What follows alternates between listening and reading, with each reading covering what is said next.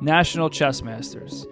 A very highly coveted title in chess. A lot of you guys probably want to aspire to be a chess master, or at the very least, beat a chess master, or at least one chess master your whole life so you have bragging rights, right? Well, I happen to have a lot of chess master scalps both over the board in tournament games as well as online chess.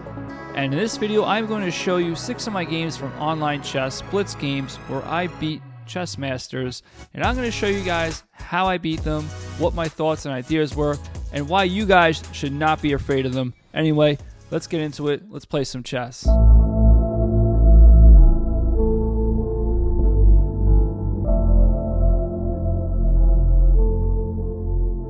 Okay, so in this first game, I have the white pieces, and we have what is called the Scandinavian defense. I'm sure you guys all know it. Unless you don't know it, then you don't know it.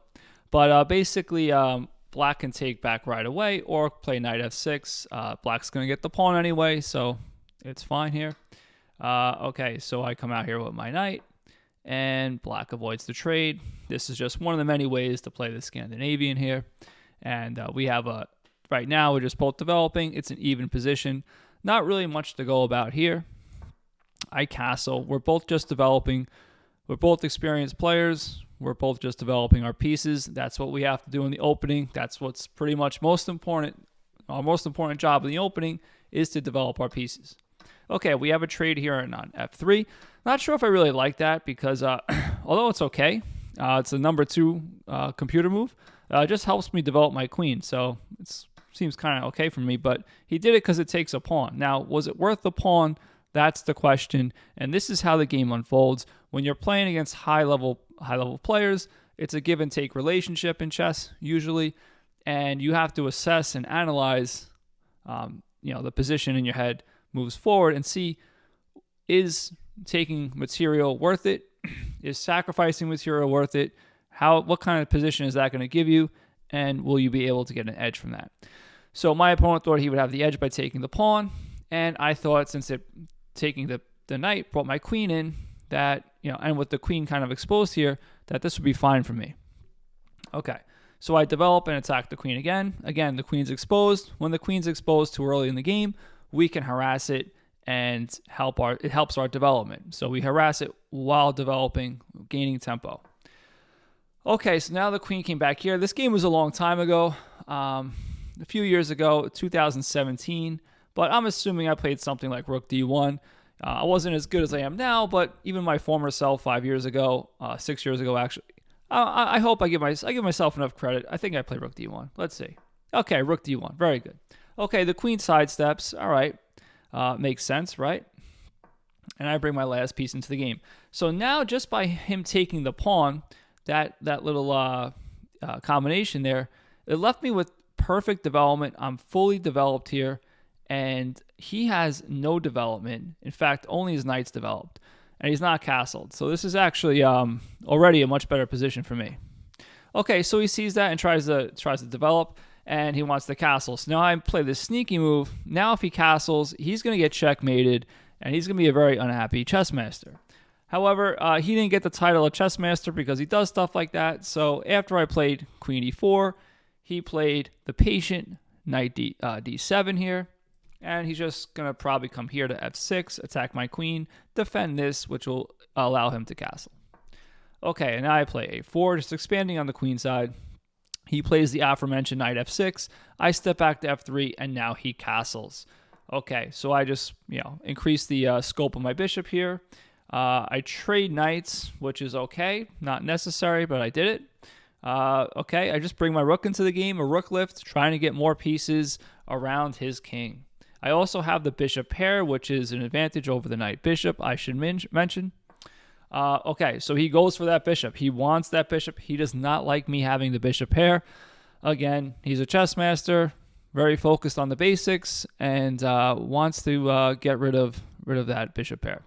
I sidestep that because I also like the basics of chess. What do you know? Okay, so he attacks my rook, and I move it away. And I move it away in front of his king. Now, I have a threat already. What's my threat? I can take his knight with either the bishop or the queen, and he cannot take back because he's pinned. For that reason, I'm going to assume he sidestepped with the king, in this position. Possibly h6 is also playable. Okay. He moves the knight back. That is very passive, and that was actually the losing move of the game. Now that I'm analyzing this with my friend Stockfish over here, the computer, the chess engine does not like that. And actually, I have bishop g7 right away, which I see now, and that's actually not a hard move to see because after he takes back, I can just follow it up with queen f6, and there's no way to realistically defend that. So I'm kind of disappointed in myself that I didn't play that. But I played this instead, which is not really a great move. So, again, we can always improve, right? So I attack the g7 pawn here, and he cannot take because of the rook. And I'm just piling up on that g7 pawn. So now I have 3 pieces at the g7 pawn. He defends with the queen, and now I just simply attack this pawn again. Now, attacking the pawn is good because it's very hard to defend that pawn. In fact, he didn't defend it. He just pushed it, which now my bishop and rook also hit this pawn now. So 2 different pieces hit the pawn. And after this exchange, he plays the next losing move. And this time I capitalized on this losing move. And the rook, if it wasn't for the knight, I would be able to take it because this pawn can't take because he's pinned to the king. But the knight's there. So I simply just chop off the knight. And it should also be noted that you can't take back with the queen because of checkmate. So he takes back with the rook. I take on f6. He throws in a check, throws in another check. I simply just block the diagonal. And at this position, actually, looking at this game again, I should have played bishop c4 here. That pretty much ends the game immediately. He can't come here. He can only take the bishop. That leads to checkmate. If he comes here, that's back rank mate. Bishop c4 would have sealed the deal right away. But whatever, it's a losing position. And I just took the sure thing and won his queen here. And my opponent did not resign. I'm not going to analyze the rest of the game because it's absolutely ridiculous. But I just did a slow roll to the king. And he didn't want to resign, I guess. So I just had to checkmate him in this fashion. Okay, so that's it for the first game. Let's go on to the next game. I have the black pieces, and I play the Sicilian. That's what I play. And my opponent plays pretty ordinary here, very orthodox way to handle the Sicilian, and pins my knight. Okay, I just add extra defense on the knight. And after my opponent castles, again, just developing. He checks me on the e-file. I just block and develop. And I castle. Okay. Now my opponent looks like he's rerouting his knight by doing this. Possibly wanting to go to the king side. Something like this. Not really sure. But, okay. I attack his bishop. And the bishop, rightfully so, moves back to a more active position where it's aimed at the king side. Very good move. Okay, I put my rook, my last piece that's not really developed besides my queen, on an open file. So, all right, and he defends his knight again, just in case. So he has extra defense on this knight. And, okay, a series of moves. Now, see, I was kind of uncomfortable and cramped here. I can't play this, which is where I want my bishop to go, because he trades bishops. Well, not trades bishops, just takes my bishop outright. So I can't do that. So I had to come back here. And I was probably thinking of possibly maybe like fianchettoing the bishop, if anything. But okay. So here's where my opponent starts trying to create some threats here. If my knight wasn't here, this would be checkmate. So I can't move my knight, obviously. Got to watch out for that. So here I do decide to play g6, like a g6. And now I'm going to play bishop g7 probably and fianchetto my bishop. And I'm totally fine here. Okay, my opponent goes ahead and tries to pin the knight to my queen here. Again, I shouldn't have to worry about this because I can just break the pin like this or like this. It'd be much better like this because it's more natural to put the bishop here in this fianchetto pawn structure right here. Okay, so there you go. So 2017 me was actually pretty good. So that was a good move. All right. So not sure what the point of that move is. Just getting his queen, closer to my king side maybe. I just improve my bishop. He takes my bishop, which doesn't bother me because it actually solidifies my pawn center. I have no more isolated pawns. And I trade knights with him because I'm kind of still cramped. and I move my queen out of this pin. Now, I don't just move my queen out of the pin. I move it out of the pin and attack something. So I always try to throw a punch. If someone's punching me, I defend it, but I also try to throw something back at them. Okay, now, again, so he's doing the same thing. He's a good player, obviously. So instead of just defending this passively, he's like, if you take this, I'm going to take your knight, and I'm going to be up material, and you're going to look silly. But this is a basic threat. I have a couple ways to handle this. I can probably push the pawn here that unleashes a defense on the knight and improves my center. I could just move the knight away. Let's see what I played. Okay, knight e4. Looks okay for me. I like that. And he goes ahead and chops off the knight, and I take with the pawn, and he doesn't take back right away. So what would happen if he took the pawn right away? Well, I would take back, he would take, and let's not forget I'm attacking his pawn. So I would get this pawn in return. He didn't want to play like that. Can't blame him. So he figured, I'm just going to pile up on this, defend this at some point, and then just win this pawn, hopefully for free one day. So, all right, I just moved my queen to a light square, attacking his rook. He doubles up the rooks. I bring my queen into the game, and he goes to trade bishops. I say, no, thank you. I attack this pawn now. I'll put pressure on this pawn because the bishop actually could actually maybe defend this too at some point. It's possible, but he probably wants to trade bishops here, which he does. He trades bishops, and he gives some look for his king. Now, the point of this is so he doesn't have to worry about any back rank checkmates, so it's a very good idea. Okay, so I bring my rook into the game. I lift my rook. My rook can come over here and protect the pawn. It can come to the king side. It can do a lot of different things. Okay, he goes ahead and plays f3. Now, again, why not just take here? He could. It's still after g5. Queen g3, we have an exchange, and after this, again, the whole point of this position is this pawn hangs, so he can take the pawn on e4, just doesn't do him any good because he drops this pawn. Okay, so let's get back to it. f3, okay. And here I just defend my pawn, and now it looks like he can win the pawn because I'm no longer attacking b2. However, I had a little idea here. After he takes, I play f5. f5 is putting more pressure on this pawn now. So I have 1, 2, 3, 4 guys on this pawn. He has 3 and only can have 3. There's no extra piece that he can use to defend this. And if he takes, he loses material drastically. So in other words, I get the pawn back. Okay, so after queen f2, I just trade queens, take the pawn back, and now we have a rook endgame. And here we do a little dance. I'm just slightly improving my position here, and he's moving his rook around. It looks like I was going for a draw here, which makes sense because it's a drawn position pretty much. Not a drawn position, but an equal position. There is a difference. Okay, so again, we're just dancing around. We're just figuring each other out. What do we want to do here? And he goes for a check, and he goes for a king and pawn endgame, which he's actually right here because it's still completely triple zeros here, completely even game. So he wasn't wrong by doing that. But when you do go for a king and pawn, you have to be very precise from this point on. It's a very king and pawn endgames are extremely precise and mathematical. And I have a passed pawn, something he doesn't have. So he has to play more precise than I do in this game, in my opinion. And that's where he went astray. He actually immediately, after going into the king and pawn endgame, he blunders and plays king d2. He has to keep his king here to not let my king infiltrate. So he has to throw away a move like this. And if I throw away a move, he can throw away a move again. And then I would have to eventually move my king. And then he could play king d2. If I play king f4, he plays king d2. And if I try to advance, he can just go king d3. And I can't advance any further. In fact, I'm going to have to actually lose this pawn here. And just, play for a draw because he can't infiltrate on my side of the board either.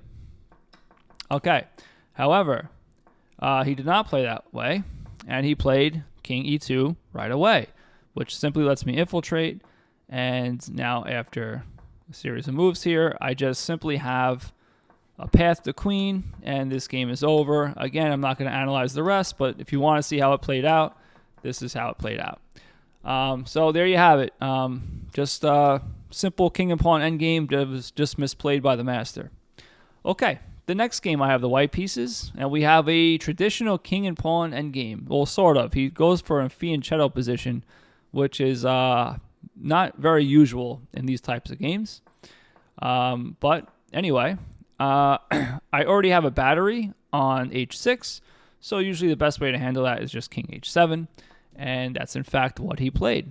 Now, if it was me, not 2020 me, this game was played in 2020, I'm going to castle queenside and I'm launching h-pawn all day. All day, no question about it. That's just my style these days. I guess I was a little bit more conservative in my game back then, so I played h3. I still castle queenside though, okay, but I think h3 is kind of a waste of a move in some ways, unless I was concerned about maybe him chopping this knight off, and the g file doesn't really matter as much because he has this kind of blunted. I don't know, but I castle queenside, so I'm proud of myself. I was still aggressive back then. Okay. Okay, in this position, we don't want the pawn to trap our bishop, and we don't want the pawn, we don't want black to just kind of overpower us or take space. So I take on f5, move my queen out of the way, so if the pawn does come here, I have space to move my bishop. In fact, he does do that, and brings his knight into the game. So again, this is an equal position, but both players are playing well here.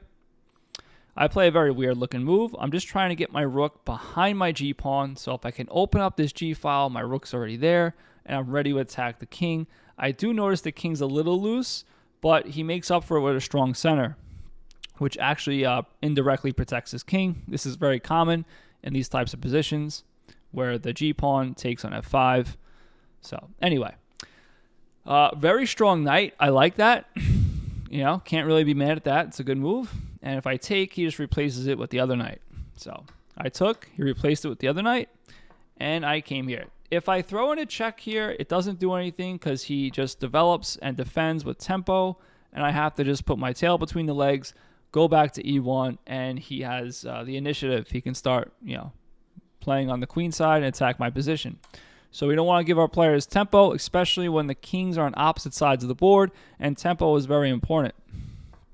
Okay, so I play queen h5, and he's starting to try to launch an attack. So he's setting up this attack here, which does not to get my bishop, obviously, but when I move away, he pushes again, and he breaks open my king position. Okay, I play g4, and he goes for a queen trade.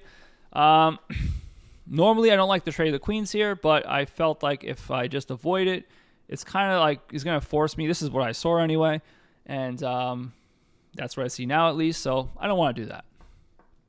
So I trade queens. I bring my knight into the center of the board, which is actually a blunder for a couple of reasons. There's d5 here, and I thought I probably had something here that I didn't. I probably thought this, but again, he doesn't take and I take. He just simply can move the rook away, and now this is still attacked, and this is still attacked. Maybe I thought after this and this I would be okay, but after all this, my knight cannot escape. So that's why he can actually get away with playing d5 in this position. Okay, but instead he took my rook. He attacked my rook. I guess he felt like, yeah, well, I still have this on the cards, and I'm attacking the rook, so that must be great. But I just took the pawn, so now there's no more threat. My knight's not here. I'm attacking his rook, and if he takes my rook, now I just take his. And now if he comes back, so he's attacked, I get the bishop, and now I'm up a piece. Okay, so after I take the pawn, that's why he moved the bishop, and I take the rook. And again, he can't take the rook, because I'll take this and just be up a piece. So he has to just eat the fact that he lost the exchange here. And he does have the two bishops though, so maybe that's what he thought. Maybe he'll just eat the exchange, and he'll still have the two bishops, and that might equalize things a little bit. Okay, so what is this move? Obviously, we always want to ask ourselves, what's our opponent's threat? My opponent is trying to win back the material, and in this position, I let him because he can still play bishop g5, but he didn't play. So he played bishop g5. But he didn't take the rook here. So instead he plays this. He maybe wanted the 2 bishops, or maybe thought he can just break this open and try to get a passed pawn here, and that was his main concern. Getting rid of these 2 pawns. The bishop is here too. So that's, I guess, maybe what he thought. But he should probably just take the rook here. So I just save the rook. He increases his king position. And now I just launch an attack. D5. I'm just trying to trade down, simplify the game. Okay, he takes the pawn, and I guess this is what he wanted. He's got the 2 bishops, and he's got this 2-on-1 pawn here, so he figures maybe he can, get a queen. If not, just win material. Use the queen, the pawning, the promotion to a queen as a threat to win material. All right, so I just trade on c3, throw in a check. He pins his own bishop, and then I just take the pawn. And after this check, I just hide my king. It looks really scary. I understand. So his idea was he played pawn takes f2. And he's like, listen, you can't take because I'm going to queen. But he missed the very important idea that my bishop is here. So I took. He can't take back. He attacked both of my rooks here. So I'm going to lose one of them anyway. So I just took with... I initiated the exchange, so I have... at least tempo on my side. And then I threw in a check, took the pawn. He can't promote because of my bishop, and he's going to lose this pawn anyway. So in this position, my opponent resigned. Okay, let's go on to the next game. I got the black pieces in this position, and my opponent plays the Queen's Gambit. So I guess he was a fan of the Netflix series. Okay, attacking my b2 pawn and this. Now, I kind of made up my own opening in this position because it happened to me so much. I've played this in over the board games too. Now, it's really funny. Now, I'm not saying I invented it, but I didn't get it from anywhere. It might actually be an actual opening, but I didn't learn it from a book or anything. I just did it through experimentation. And I kind of give up this pawn here. Now, I think there's another way I play where I kind of come here, and if he comes here, I just throw in this move. He comes back, and then I play queen here. That's another way of going. But here, after he attacks my pawn, I just give it to him, and I develop my knight. And I use the tempo that he took to get my pawn to attack his queen and get a lead in development. So I get a lead in development for the pawn. Okay, so my opponent castles here, and I'm just improving my position slowly but surely. Okay, just getting my bishop back to a good square here. He brings his rook to an open file. Strange that he used this rook and not that one, but he might want to push this pawn later on down, create a passed pawn, so he might want this rook here. So in essence, in that way, that's a good idea. Okay, now why do I play this move? Well, I want to keep this bishop. It's a very strong piece. So if I don't play that move and I just play a random move, he's going to play this maybe. And now my bishop, I can't avoid the trade for knight to bishop. And not only that, forfeiting the 2 bishops over to him, he has a much better position here. So that's why I played h6 here. Now my bishop has a place to go if he ever tried to trap it. Okay, so he attacks my bishop, the other one. And I go ahead and instead of defending it, or moving it away, I just attack his bishop. So he takes, I take this back, and I'm bringing both of my knights into the game now, which looks weird because it gives up a pawn, but I get that pawn, and I double the rooks on the b file. Now he disconnects my rooks by playing this move and attacks my queen and gets his bishop into the game. So that move does 3 things. It's very good. I move my queen out of the way, and I move it all the way back because this is actually more versatile than moving it back here, in my opinion, because I can go to this side of the board, but I can also, once this knight moves away, I can go to the king side potentially. So, and the knight does move away, so where do I go? Now, in this position, this is where he lost. So, when he moved the bishop away, the bishop was covering f2. He moved it away, attacked my queen. I moved back. He has to do something about this. He has to play something like this, get the rooks out of the way, and then after that, then he can do whatever he wants. But it was kind of careless on his part to play this because now I just take on f2, And he thought he had everything squared away, though, because he has a fork. So he figured to give up the pawn, but he actually will gain material. The problem with that is, and again, this is why queen d8 is a good move. Again, because like I said, it goes to the king side. I can move out of the way of the fork and threaten checkmate. So now he cannot take the rook because checkmate's much bigger than a rook. So for that reason, he blocked. And now I just simply took the free pawn here. Not just because it's a free pawn, but because it sets up a nasty discovery on the king. That's extremely hard to defend. I say it's hard to defend because you can't defend it, actually. So there's nothing really he can do at this point. He attacked my queen, so if I throw a check randomly, he'll take my queen and be winning.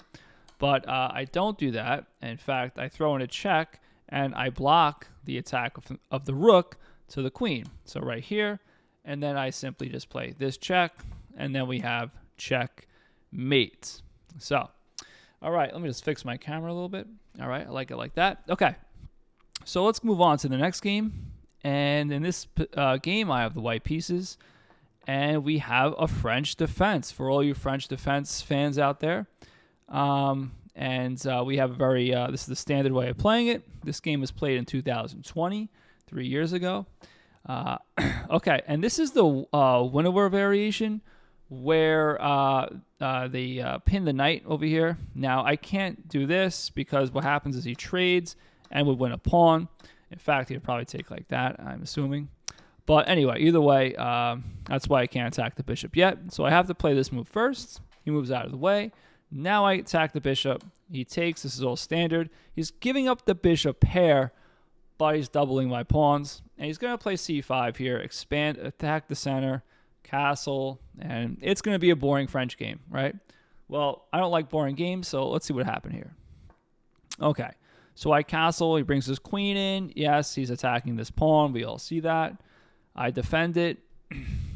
Okay, he moves out of the way because he didn't like the fact that my bishop was aimed at his queen. So I can just simply do something like, I can do something like move this out of the way and attack his queen. So that's why he got out of the way. And I just move my rook. I'm waiting for him to castle here because if he castles, it looks like I have the Greek gift. So I could play this possibly, and, that would be really good. In fact, he has some defensive resources in this specific position, like queen c2 and defending the mate. So that would be tricky. But either way, he didn't castle. He played b6 and he wants to put his bishop either here or here, right? So his bishop can't develop this way, so he just decides to develop it that way. So a good idea. Okay, and this is a very good move because my bishop's very strong. His bishop was doing nothing, and now he's getting he's going to be able to trade these bishops. So that's a very good move on his part. Very good strategy. So, all right, he trades the bishops, and he trades the queens. And now he's going to win a pawn. So not only was he able to trade my bishop, the good bishop for bad bishop, he traded queens and won a pawn. So it looks like he's in the driver's seat here. Okay, but first I just cut his king off from castling. Not that I want to checkmate him. I just want to, because I don't have a queen. So checkmate's really off the table, but I just want to discomfort his position. And I also maybe want to put my bishop here and anchor it with this pawn. I think that'd be a good idea, and just take over the c file. Okay, so he attacks both my rook and bishop here. So I'm down a pawn, and now it looks like he's going to get trade down more material. I don't want to give up this bishop, so that's a shame. So I have to move the rook. He takes the bishop, and he takes over the c file. So he took away all my plans here. However, I do have some resources in this position because I have slightly more development than him. That makes up for me being down a pawn. Okay, so first I just connect my pawns here. He attacks both of them, but this one's already defended. So instead of being passive and defending this, I just counterattack. He finally castles, which is odd because it's the end game. I mean, he could even play this, I guess. But, and then just put his rooks here. But whatever, That way his king is closer to the center. If it goes into a king and pawn end game, his king is, closer to the action. But whatever, he castled. So I took on a7. His knight's attacked. And this is one of the problems in this game. His knight was attacked and can only go to b8 here, which is very passive. I attacked the pawn here on b6. He takes this pawn. And when he takes my pawn, he's actually, allowing me to come here. And if he blocks, I could trade and take this pawn. So he doesn't. He decides to take another pawn. Possibly greedy, but it still works. It allows me to double my rooks on the 7th rank, which is where you want your rooks. So I'm down material, but I am doing everything. I'm maximizing the potential of all my pieces. My rooks are exactly where they want to be. My knight's far up the board. So let's see what happens.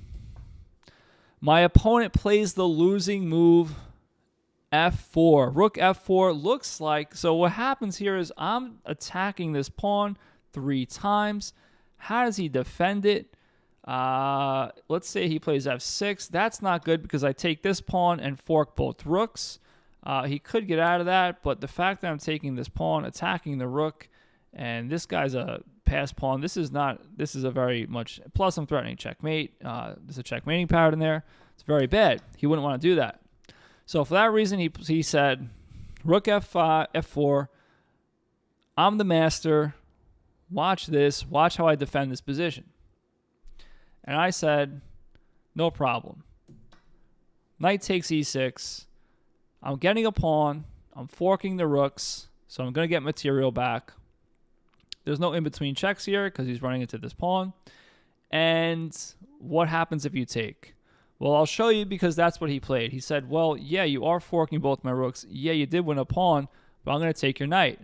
But this unleashes a checkmating pattern, a well-known one, on the 7th rank. And this is one of the reasons why you want both your rooks on the 7th rank. So that was a pretty cool game. Good game by my opponent. He outplayed me maybe a little bit, arguably, in the beginning. And then I was able to get the better of him at the end. Okay, let's go to our final game. I have the black pieces. And we have a queen's pawn opening here. And I take, very unusually, with the g-file. Very unorthodox with the g-pawn. Opening up the g-file. I know about this. There's a way to play the Caro-Kann where you take with the g-pawn. So I probably just got some ideas from that opening.